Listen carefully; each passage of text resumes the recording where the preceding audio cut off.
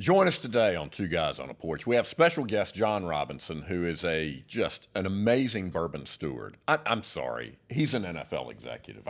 Yes, that's what he is. But we are going to test our bourbon capabilities today on Two Guys on a Porch. Stay tuned.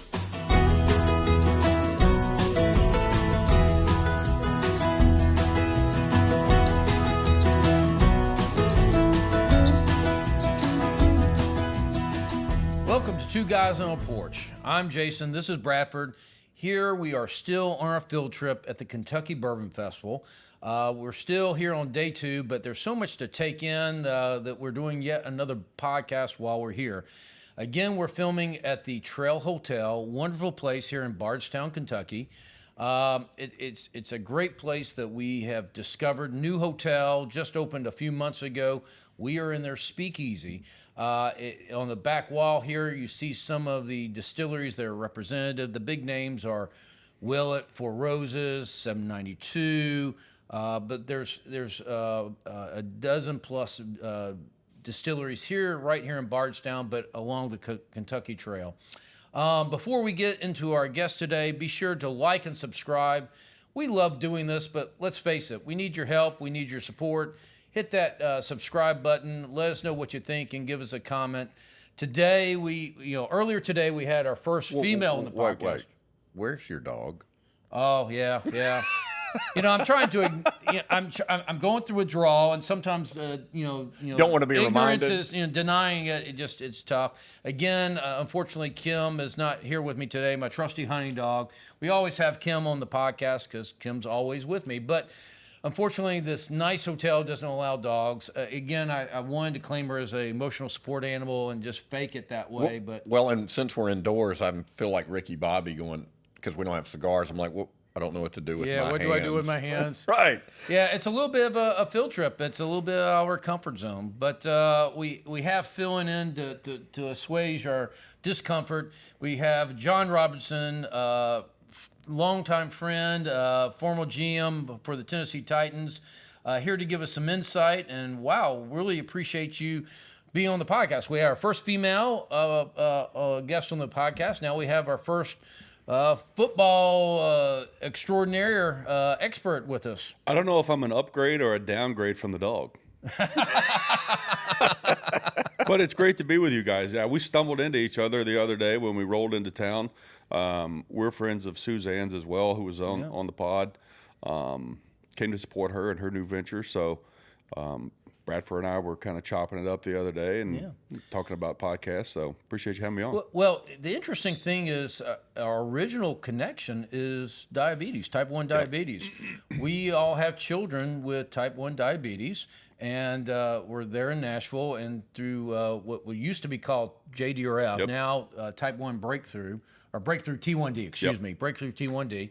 But through that organization and charity for that, we became associates, or not associates, friends, and got to know each other. So it's kind of an organic growth that way. Yeah, well, I was going to say, Jon, you get nothing from being on this podcast, right? Zero. You're doing us a favor. Yeah, thank you for that, buddy. Come and hang. But to speak to who you are, and I'm glad, Jason, you said friend, because that's true. I'm guessing you get tired of hearing your name, former GM of the Tennessee Titans.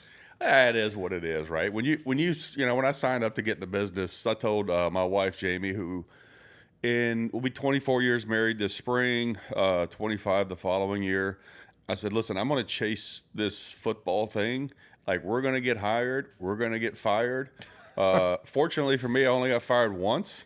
But I had a great run. It was extremely blessed to get to where I got to and do what I did. Had a lot of fun along the way. But I'm enjoying life. I'm realizing there's more to life than football. It consumes you like any career does. You can get consumed in your career path. And it took a lot of time and a lot of effort and a lot of sacrifice from myself and my family. So to be able to come to events like this in the middle of football season, to go to my daughter's soccer games, very blessed. Yeah, very blessed. So the story I was going to tell, you probably won't even remember this, because we have been acquainted. I wouldn't describe us as friends. We've been acquainted a couple of times through JDRF. My stepson and your daughter were junior ambassadors for a couple of years together, so we had a chance to interact through that. But after one of these events, I had talked to you about my son, who was possibly interested in a career, football, back office kind of thing, or front office, however the correct term would be. And you said, yeah, I'll connect him with somebody in our office and they can have a conversation and blah, blah, blah. And you did. Like, it wasn't just talk. You actually followed through, and he had the conversation that you promised him he would have. Yeah. That's not the route he ultimately took. But I really appreciated that. And I'm guessing you have no memory of that happening. I think it was at our house. I think it was maybe Oh, yeah, it was at our actually. house. Yeah, 100%. And I remember you talking about it and giving me, I think maybe your business card. That's right. And then I talked to some people in our office and followed up. I do remember the conversation. Well, I think that just speaks to who you That's are. impressive. Yeah. Well, but like when you have this close network, like we're all connected with Type 1, right? Yeah. And you do anything for your kids. So, I've got a friend in Ohio. His son's wanting to get in, and I'm waiting on the right time to connect him with the league office, the NFL league office, because he's interested in that. I said, well, give me a little bit of time here and let the season get going, and then I will try to plug you in with somebody. So, like, somebody opened a door for me. I mean, I feel like I've told Taylor, my oldest daughter, and Bailey, my youngest, you can go to any college you want to go to, Harvard, Yale, Duke. I went to a directional Missouri school, SEMO, and played and got a degree. And it wasn't that degree that really got me to where I got to in life career-wise. It was about relationships and people that you meet along the way. So it was really cool that I developed relationships with the right people along the way who opened doors for me that allowed me to step through them and then do what I do. Well, and I know we're talking about, you lost your job, right? And how's that impact you and all of that. But we're not talking about losing a child. And I promise to all of our audience that the three of us have all had the thought when we get up in the morning, particularly if you look at technology years ago, are they alive? Yeah. Did they make it? Lack of technology years ago. Yeah. So did they make it through the night? And when they call, are they okay? Yeah. I mean, we've got rides to the hospital stories and all of that. Yeah.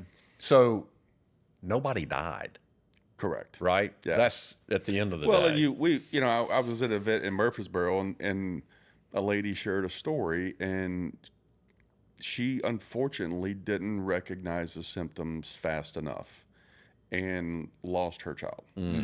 So, like, what we're trying to do through Breakthrough T1D is educate about what the symptoms are and improve the technology so that if you can ID that your child has a problem, you can get ahead of it. And now I don't really worry about Taylor. She's the one that has Type 1 with us. I don't really worry about her a whole lot now because she's very self-sufficient, and technology, to your point, has gotten to where it's got to, so it's much more manageable. And she's fundraising on her own. She set up a table yesterday, her and 3 other diabetics at North Carolina, and they were trying to raise money for Type 1 diabetes. They're in the quad at Chapel Hill, which is very cool. It's really cool. She knows that it affects her life. She knows how and has seen how parents like us have poured into them to try to make their life a little bit more normal, if you will. And she's trying to do it on her own now. Well, John, our next questions may go down better with a glass of bourbon. So why don't you pass those around? Okay. We're going, which one are we going? This one? Yeah. Yep.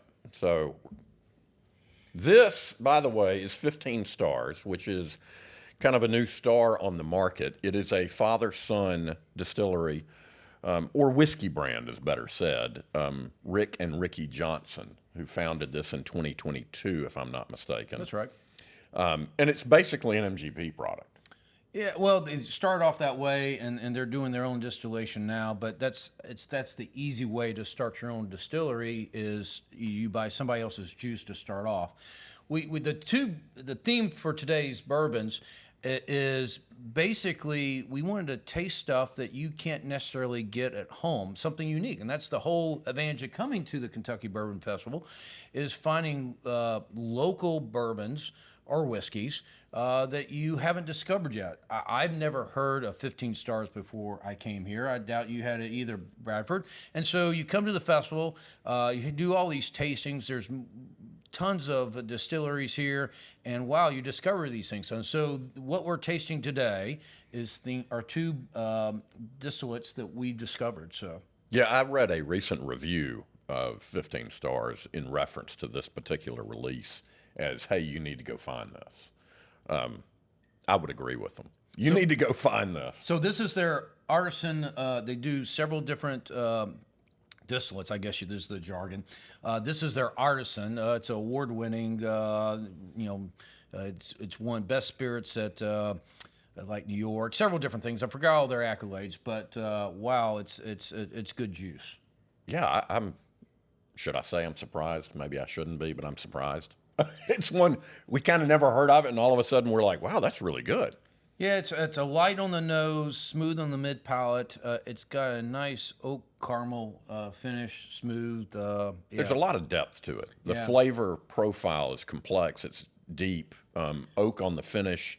I think you're getting things that are hard to achieve in a young whiskey, and this is aged for a while. I'm not sure what the age profile is. It's a combination of barrels of 12 and 15 years old, so the so age is at least 12 years old, and you can see it in the colors. It's perhaps not as dark as you would think it would be for being that old, but it's certainly, you can tell by its coloration that it's more than the typical 4 years.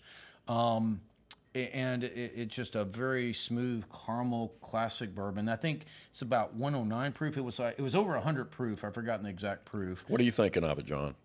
That's pretty good. There we go. Yeah, you guys pretty good. You guys are. I mean, you guys are going way more. Well, I mean, we are certainly not experts in that bourbon connoisseurs over there. I'm a certified bourbon steward. Just because you took an online test, and passed it. It was a multiple choice test. It wasn't an essay test. Yeah, I had almost 50-50 chance. chance. So Bradford went online. What was Stave and Thief Society. Yeah, that. No, I'm happy. So are you like a bourbon somm? Yeah, let's go with that. Yeah. Sure. Is that what is the word for that? Is they have that? It's a bourbon steward. Steward? Yeah, and Stave and Thief Society does have the next level, which is a more intense training thing, is an executive bourbon steward. There's another organization that does the same thing. So that's what it would officially be. So do they send you like sample bourbons? No, this was really an online thing. Online multiple choice test. The other 25 questions. The other is like in person, and you're having to. Sounds like a participation trophy. Thanks, John. You sound like you got. I mean, you're the real deal, though. I mean, you guys went into way more depth than I would. Till you make it. Practice makes perfect. Yeah, but we totally are buyers into the 2-point scale, good, bad. I think that's what you comes nailed down to it. Yeah, it's good. There you go. Yeah. Winner. I consider myself a steward now. Yeah. So now that we've got a little whiskey in us, here's my question, John. So you have been out of the Titans organization. I'm not going to say out of football, but for all intents and purposes to the lay person, not in professional football for 3 years, roughly. Correct. So everything that you have experienced and learned since that time, and if we roll the clock back, it's a long question. So think about where you are today. We're going to roll the clock back. You trade A.J. Brown to the Philadelphia Eagles. Yep. And you get the 18th and the 108th pick or whatever it was. And A.J. Brown, prior to the season, injures his Achilles tendon. And while he's rehabbing, because that's going to be a 12 to 18-month recovery, he develops ulcerative colitis or some debilitating injury, and he loses 100 pounds. He's still, maybe in 2025, maybe going to come back just to see if he can play football again. Meanwhile, Traylon Burks, that's who the 18th pick is used on, Well, he's a beast. I mean, he's 6'3", 218 pounds. I mean, he's a specimen, can catch anything throws his way, and he is a rookie Pro Bowler. 75 catches, 1,100 yards, and he is having a great career injury-free. Jon Robinson is a freaking genius. He's the GM of the Titans, you know, knocking on the door, being the longest tenured GM, probably the highest winning percentage. Would you trade that versus where you are today in your life? Oh, that's a great question. I think it's according to which Jrob you're asking. If you're asking the Jrob that on December 1st, let's just say the week prior to me being let go, I would have taken the option you described. I think where I'm at now in my life, I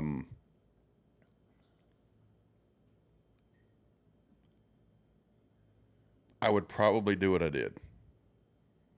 So tell me about that. Because I realized, again, how pressure-packed, how stressful the job is, right? I mean, that's what you sign up for. You know, I guarantee you the average sports fan can't name 5 NBA GMs or 5 NHL GMs, but most sports fans can rattle off just about every NFL GM. They know who they are. Yeah. So high profile job. It's a high profile job, and it's pressure packed, and like you're dealing with a coach, you're dealing with ownership, you're dealing with injury. Is there a high injury rate in the NFL? The scouting component is so subjective with trying to determine which player is going to be good and which players aren't going to be good. There's a lot of factors that get weighed into that. And it just, I would say the stress was starting to mount for me, and I was starting to kind of bring that home a little bit, which I always said I never would, right? And like I just kind of changed as a person. And like it was when I got let go, of course, the competitive side of you, right? I've been in football my entire life. It's all I know. It's like, wait, we never had a losing season. We took over a team that had won 5 games in 2 years. We were the worst team in football. And we won 9+ games every single year. We wouldn't have won the division again in 2022. We were 7-5. We were in first place. Had 4 to play, I think. You went to the playoffs like 4 years. 4 out of the 7 I was there. Okay. Yeah. And it's just like, and people are coming at me like friends, other GMs, like, what's going on? I was like, listen, I was told I was no longer the GM, so I'm going home.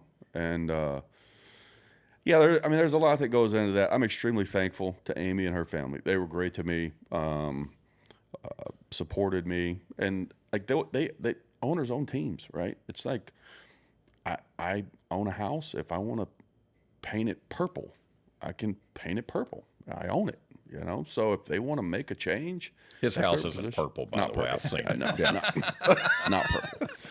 But you know what I'm saying? Like it's like they can do what they think's best for their team and their organization. So,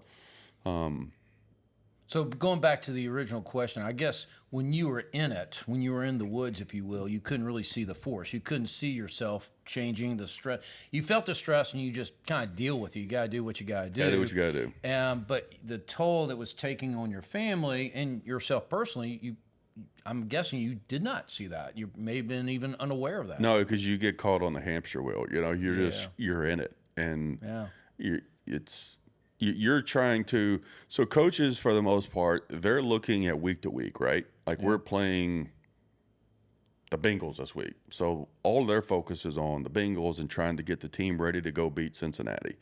Whereas when you're in the personnel world, yeah, you're certainly concerned to here, but you're also looking and you're trying to forecast and predict the future a little bit. You're trying to plan a year, 2, 3's probably a stretch as you build a roster.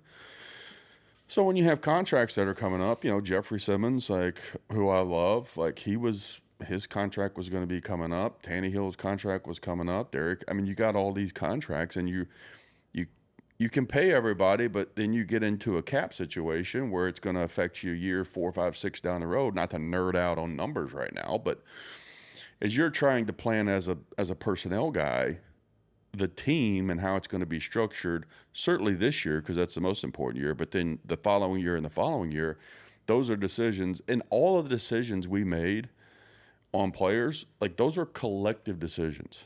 Like I know, like, the draft scene, I saw it after I got let go, where, Mike is, everybody. Mike Vrabel, former head coach of the Titans. Mike, it looked like he was mad about the trade or what. Like, we were all involved in the decision. Yeah. And there was a lot of meetings that went into that. So, and he's a hell of a football coach.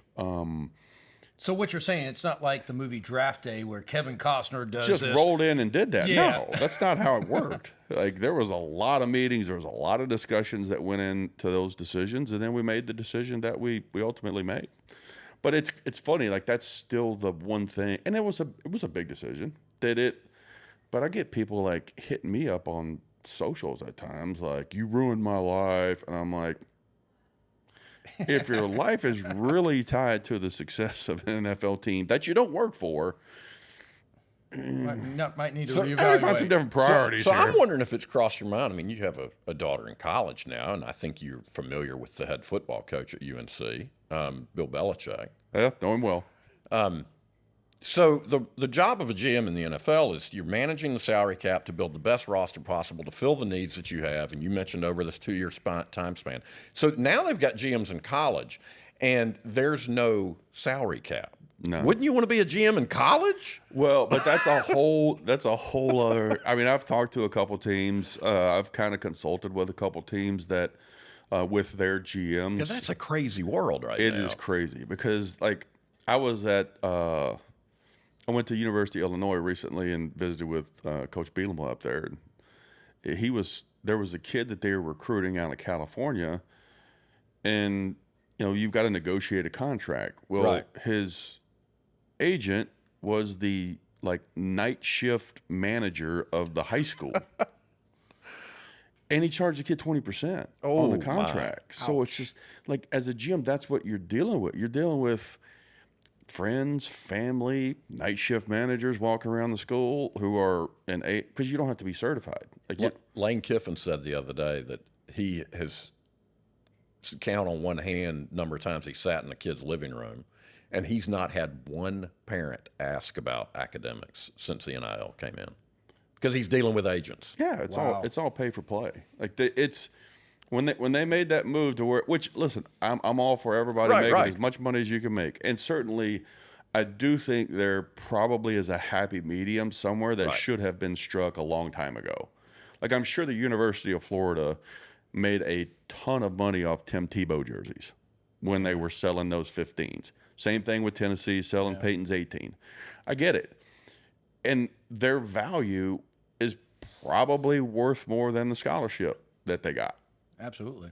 So, but what's the actual balance so that you're not paying a kid $5 million to throw a football at a school? Because to your point and to Lane's point, the parents aren't necessarily concerned about the education and the degree.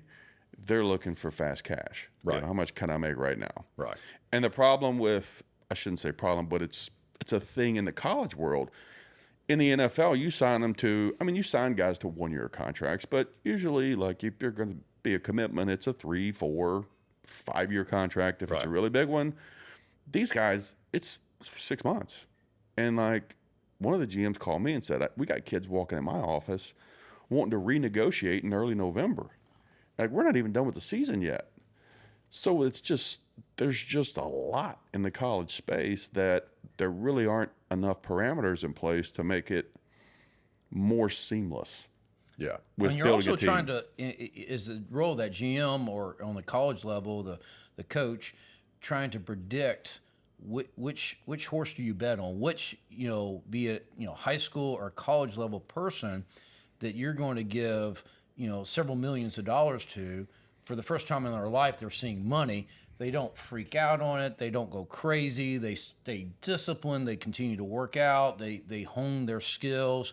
That's That's a hard thing to bet on, right? That's you're looking more into the character of that player when you say, well, what does character matter? Or if they have talent, if they're a good football player, great. That's all I want them to be. Well, character matters when they don't freak out when you pay them $10 million. Yep. Yeah, I've talked to several. I mean, I went and talked to Arizona State's team last year. I've talked to Heupel's group over in Knoxville last spring. I talked to Illinois the other day when I went up and saw Brett. And I told all those guys, listen, I get it, the business of football, and you guys are experiencing it now as college players. But the two things that are going to define your future earnings are your attitude and your effort. Like, what is your attitude like towards, because you're getting paid to be a football player, not a social media influencer. If you want to go be a social media influencer, then go do that, you know? That's what we're trying to do, John. Yeah, that's what I'm saying. I mean, none of us can play anymore, you know? Yeah. So, but like, you've got to have a good attitude. You got to give a lot of effort to be a good football player. Because if you don't perform on the football field, then like the teams aren't going to keep paying you. Why are you here? Yeah. Yeah. So you're going to go the way of Isaiah Wilson. Yeah. That was swing and a miss. Well, but you've got Jeffrey Simmons, who drops down the draft board because of character issues when he's at Mississippi State. Well, he ends up being a pillar of the community as well as the team. Yeah, he was at our. My youngest daughter, they were playing NBA last night, and it got rained out. But she saw Jeffrey. Jeffrey came to the game because I think the Titans are trying to sponsor a weekly game around the Nashville area. They call it the Connect. CPA did it last week with Cole Cone. So this week it was NBA FRA, and she saw Jeffrey and walked up to Jeffrey and was like, "You remember me?" Because we took pictures. You know, all of our families come meet the draft pick and all that. And she goes, "Yeah, how's your dad doing?" So I texted a picture of the picture that she took with Jeffrey last night. Said, "Love you, dude. You know, have a great season. Always pulling for you." And 60 seconds later, Jeffrey texts me back. But that's the kind of person Jeffrey is. Well, so my point, the juxtaposition between him versus the other one, Yes. At the end of the day, it's about the other one. You can't even say his name, John. I'm good shape on that one. It's like, you got it, the hardest thing in scouting when you're trying to predict where these guys are going to make it or not, right, is how do you find out if they really love playing football? Right. Do they want to do football as a job? And that becomes especially more difficult when this money is now involved in the college. In the past, the money wasn't there, so it didn't cloud the scene. Now you have the money, and it's like, he's done. Yeah. So do they love it? How do you find out? Do they want to do football as a profession, or do they just do it because they're good at it, right? And then like, what's their intelligence level like? You can figure it out about football if you put them through the paces enough with X's and O's stuff on the board. Right. But like, are they going to be able to make smart decisions? Are they going to be on time? Are they going to do all of the little things that is going to be counted on them to do? So, well, we're going to make another decision as to whether we like this Jackson purchase we're about going with to another taste. one. Yes, relative to the 15 stars. So, we read a little story about this before we came up here, and this was a list of. Set that down. This is. I was like, why are you handing me more whiskey? That's the 5 stars. Don't get them confused. But we knew this was going to drop at the Kentucky Bourbon Festival, and this is a great reason to come to this event, Jason. Absolutely. Because this is not sold outside of the state of Kentucky. This is Craig Beam, who's the master distiller, and Terry Ballard, who's the assistant master distiller. So Craig Beam, the last name is recognizable. He stepped away from being the master distiller at Jim Beam when his father had ALS, and who ultimately passed away in 2017, I think. And Terry Ballard, who was at Willett. And we love Willett Purple Top. They're the best. Doesn't? They're the best at high proof bourbons around. And so they have teamed up in 2021, when this company was formed, to really create juice for other distilleries. And they held some barrels back. Yep. And they released their first bottle. So this is going to be our first taste and sniff of this. Yes. I found, when we were talking to Craig yesterday at the festival, I found it very interesting that he was very much staying within his boundaries. He was, you know, it's like, why can't you get this outside Kentucky? He was like, we need to figure out what we are first. We're going to keep it limited. We're going to make fine bourbon and keep it there before we range out. I respect that. It wasn't a money grab. It wasn't, let's make as much money as we can, as fast as we can. We want to make a quality product. And we had this at the festival yesterday, and wow, they've done it. Yeah, it's got a little more punch on the front than the other one to me. I don't know if that's in the proof? I don't know if that's in the Steward book, but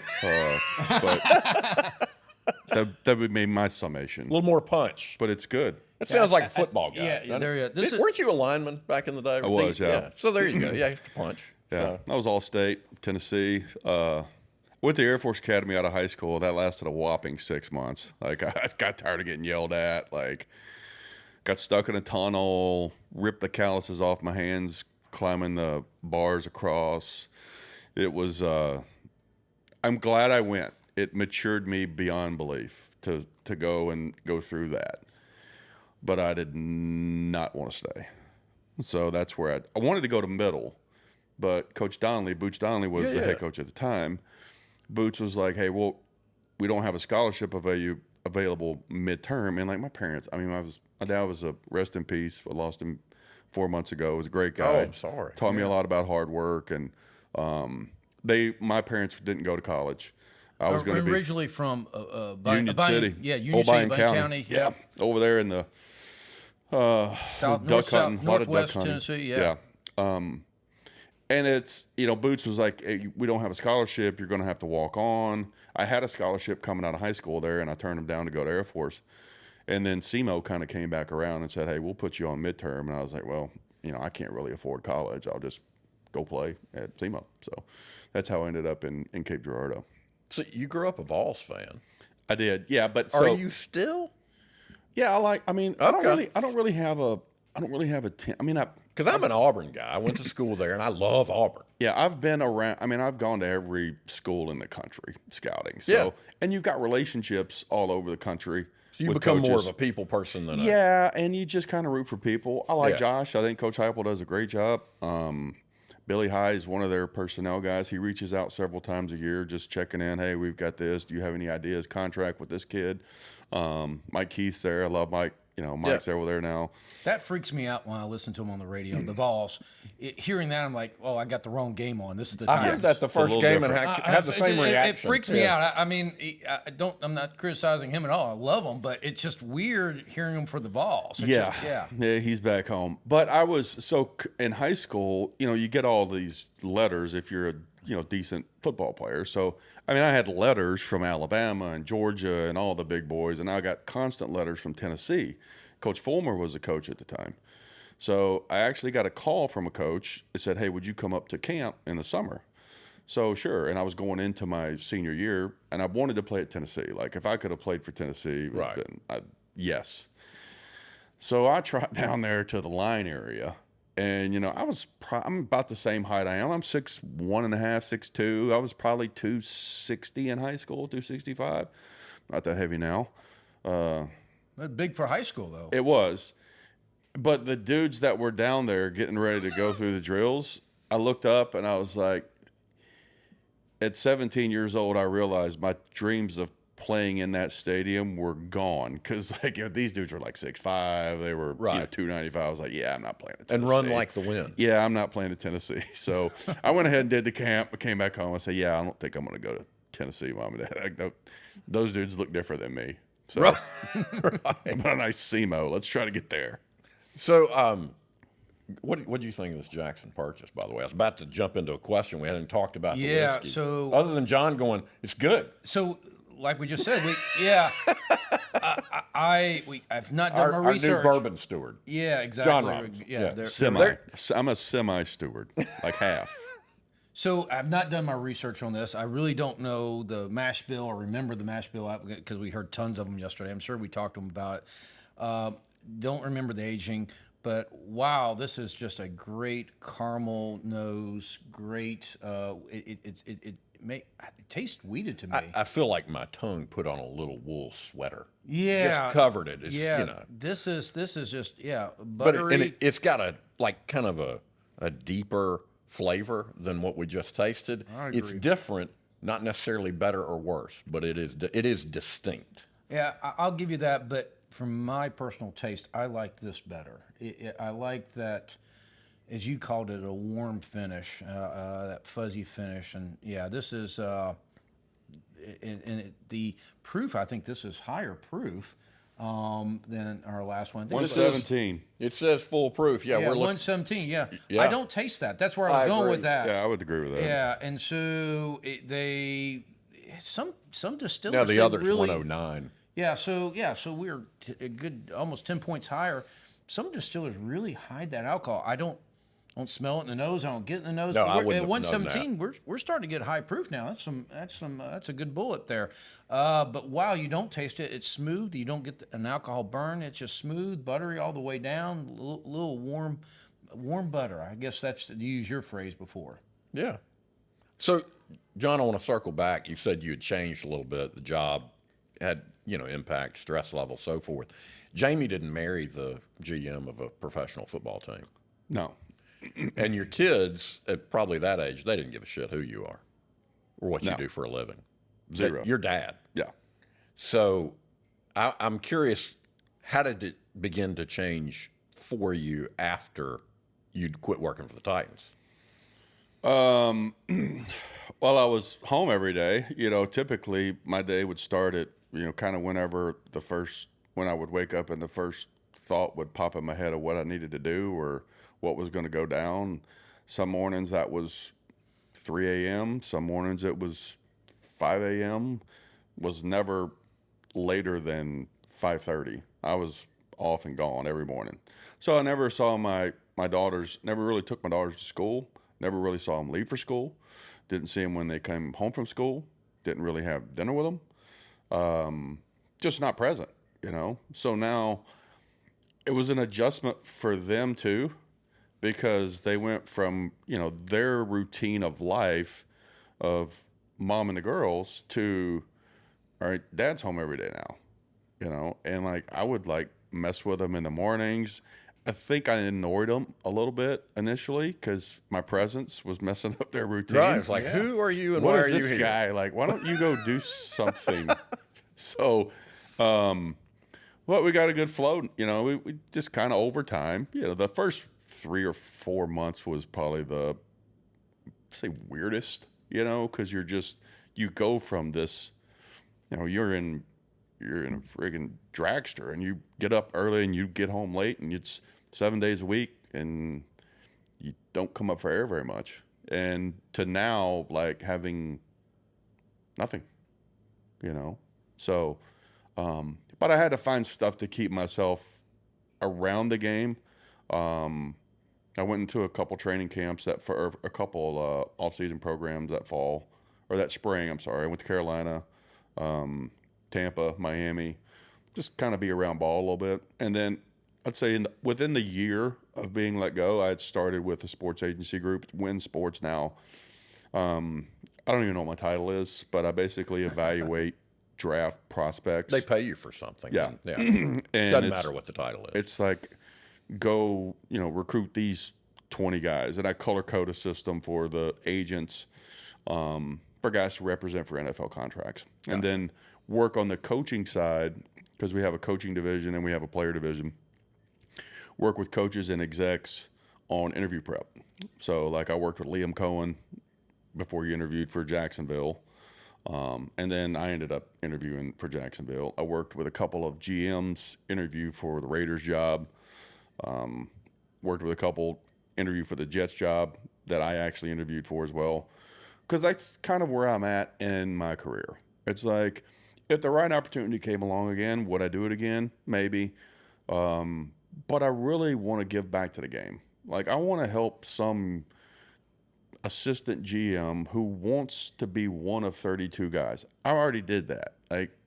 Yeah, I didn't win a Super Bowl, but to your point earlier, like we won a lot of football games. I had a blast. We drafted a bunch of really good players. We turned an organization around from the bottom, and we were in the AFC Championship game. And you had long tenure. I mean, for a GM, everybody gets fired at a GM at some point. Yeah. I mean, but you're like you were there 6-7 years. That's the same amount of time Bum Phillips, the legendary Houston GM, was there. Yep. So, I mean, wow. As we get older in life, we don't have that energy to drive 24/7. But it's not like you don't have skills. You have that experience that's no substitute for that experience, that wisdom. And so it sounds like you're really transitioning from that early in career stage where you have the energy to go conquer the world to, no, I'm going to sit back and I know how to win the battle and I'll push the pieces, but use your skills, wisdom, experience to help others. That's it. I just want to give back. The game's been really good to me.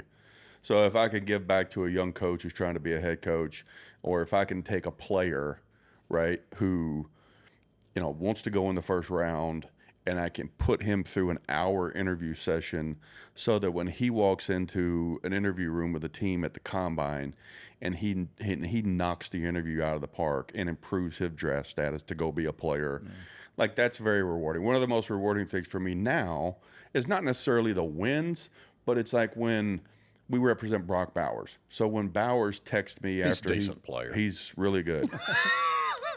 When he texts me after he walks out of an interview room at the combine, he goes, "It went down just like you said it was going to go down. I crushed it." Or when a GM texts me and says, or a guy who's interviewing for a GM job, "It went down exactly how you said it was going to go down. I think I did great." Like that is more rewarding for me now than like ever how many times we beat Indy, which was a lot, or Jacksonville, which was a lot. Like I get new wins now, if that makes sense. So if you had the opportunity to be a GM for this upcoming season, somebody hired you, what would Jon Robinson, the man, after having experienced what you have the last few years, bring to the job that Jon Robinson before couldn't have done? That's easy. It's like technology is such now. Like you can. Well, I don't mean because of the time. I mean because of the changes in you as a person. Yeah, I would go home and have dinner with my family, and then go to my home office, open up my iPad, and watch film if I needed to at home. But you'd be there. But I'd be at home. Yeah. I'd be present, right? You're a little bit more of a normalcy. And if the coach wants to talk to you, hey, FaceTime me. I don't have to sit in the office till 9:30 in case a question comes up and work through all this stuff feverishly. I can go home, have dinner with my family, and then go in my home office and do work there. You're getting the same thing accomplished. Yeah. Did your friends change? Did you feel like, well, I know who my friends are now, or was it you kind of knew that before and nothing really changed in that regard? No, I've got friends. Guys still keep in contact with me. But like it's funny. Like your phone goes from buzzing all the time, whether it's Schefter trying to get information or Rappaport or it's an agent, to like it's my family that texts me now, my new coworkers occasionally. So That's an improvement. Yeah. it's a lot less stressful. Yeah. It's like I remember when we had the COVID outbreak. We were supposedly going to be the doom and gloom team because we violated the COVID rules, which I don't even know what those are, but like my phone would start buzzing at 3 a.m. when guys started testing positive. And it was all the local reporters, it was the national reporters, and then it just became this big, huge story. And I'm not trying to minimize COVID and the impact that it had on the society, but it's just I can't, I don't have a cure for COVID. Like, what do you want me to do? They're wearing their mask. I don't know how it spreads. I'm a football guy. I'm not a doctor. Yeah. Right. That's your guy's job. So I don't have all of those stressors anymore with whatever the next thing. Hopefully it's nothing like COVID was, but just issues that come up on a day-to-day basis with pro football. I just kind of sit back. And it's funny, I look now at the, excuse me, there's so much more content driven. And the NFL, I think sports in general have tried to individualize the greatest team sport in the world. Interesting. It's like, because now you have a top 100 ranking, or it's like you have these their pro football focus grades. Well, this guy played really high. This was his score. So it's not about the team actually winning. Even fantasy football does that because it's Correct. individuals on Stats. Yeah. So the most important thing is the team winning, but we as a society have individualized the players. Yeah, that's insightful. Yeah. So it's just like there's like this counterbalance. It's like when you start posting, your team starts posting, the star player on social media, and maybe you have a lesser known player who's a really productive player for the team. Well, he don't get any run on social media. So does that start to creep into the mindset and start to fracture and splinter the team a little bit? There's just a lot of factors that I think that we've brought into the game of football that don't need to be there. I'm a little old school. It's funny because as soon as you said that, I thought about Saquon Barkley last year, who had a chance to break 2,000 yards, and he told his coach, "No, I'm good." Yeah, and because it helped the team. And what'd they do? They won the Super Bowl. Barry Sanders back in the day, same thing, and he said, "No, I'm good." He was going to break the rushing record, and he's like, "No, I'm good." It was about the team. Yeah. So those individuals are still out there as really great examples of what the sport should be about. And I think the real guys like Saquon that, they know that the social media component and the individualization, again, you're trying to sell the brand, right? You're trying to sell merch, you're trying to sell tickets, you're trying to sell clicks, all that stuff. But the real ones like Saquon are like, yeah, I may have all these accolades, but it's really about me and my teammates going and winning a game. It's just, you have guys on teams that don't have that mindset too. It's like, It goes back to that character we were talking about Correct. earlier. That's the unknown factor that you can't put your finger on naturally. It's I mean, you can put them through a series of questions and get as many touch points as you can, but at the end of the day, until you have the player, you never really know. So what's your pick on the whiskey? I like the second one. Because John, your choice is, that's what you do for a living. You know? I like the Jackson Purchase. I would go with one? Jackson Purchase too. Yeah, I think it's a little. I don't know, this one. Did your tongue feel like it put on a little wool sweater? I don't really know what that means, Bradford. We'll go with that. That's steward talk. Yeah, it's just. I mean, that's in your society. I ain't there yet. But this one, it just feels like it is a higher proof, but it's I don't know. It's a little warmer, and this one's a little more bold and robust to me. Yeah. Look at you with those big words. Novice terms. You keep coming on the podcast, we'll have you be a steward in no time. Yeah. Do I get a vest or like a Marshall star or something? A wool fuzzy vest. That's right. Little woolly vest. Yeah. Oh, it's fun. Well, we are so happy to have you as a guest, and appreciate it was great you to come being on. here. I'm glad we ran into each other while we were here supporting Suzanne, and appreciate what you guys do. Appreciate your support for type 1 diabetes research and all that as well. And thanks for having me on, and love to come on again sometime. Yeah. Well, thank you guys for joining us on the porch today. Two Guys on a Porch. Be sure to like, subscribe, pound that subscribe button. Come back and visit us. We're going to have a lot of extra stuff with the Bourbon Festival, a lot of shorts. So be sure to subscribe so you don't miss anything.